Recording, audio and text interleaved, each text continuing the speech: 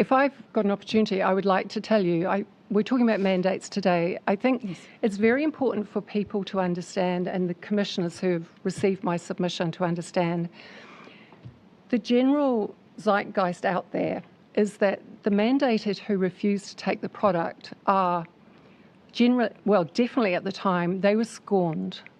They were rejected by families, workplaces. They were marched off the premises with all their worldly goods in a box and quite literally told that if they came back the next day, they would be trespassed from the building. I just want to give you an idea. So these are people who were in roles that were then required to be vaccinated to stay in those occupations. Who were and mandated and who decided not to take the product. So, like I say, we do a lot of OIAs, and I just want to give you a little insight into HNZ00028251. So we asked about medical exemptions because this is, a vital part of the story that we're talking about here. Just to give you an idea, the medical exemption system received 125 applications for exemptions based on anaphylaxis with first dose. Now, anaphylaxis is life-threatening. 114 of those 125 applications were declined.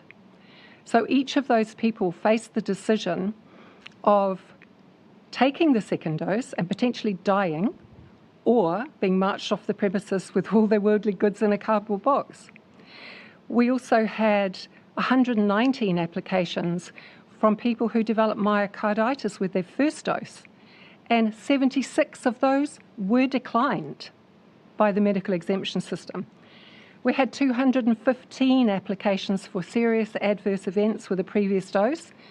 167 of those were declined. We had 102 applications for pre-existing inflammatory cardiac diseases. 79 of those were declined. 55 applications for acute decompensating heart failure. 48 of those declined. 55 applications for pre-existing conditions. 46 declined. And a known PEG allergy, PEG was the coating on the outside of the lipid nanoparticles, a known PEG allergy, which is life-threatening, causes life-threatening anaphylaxis, was not even in the terms as a possible medical exemption to apply for.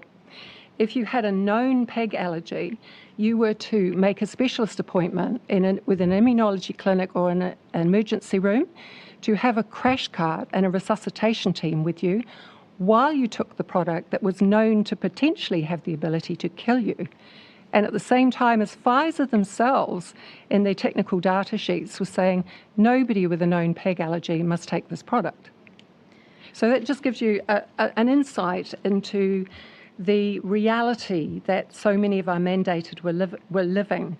These were not anti-vax conspiracy theorists. These were real people with genuine medical concerns who simply could not get a medical exemption. And those figures that you've quoted from is from the ministry through OIA process. Yes, HNZ 00028251.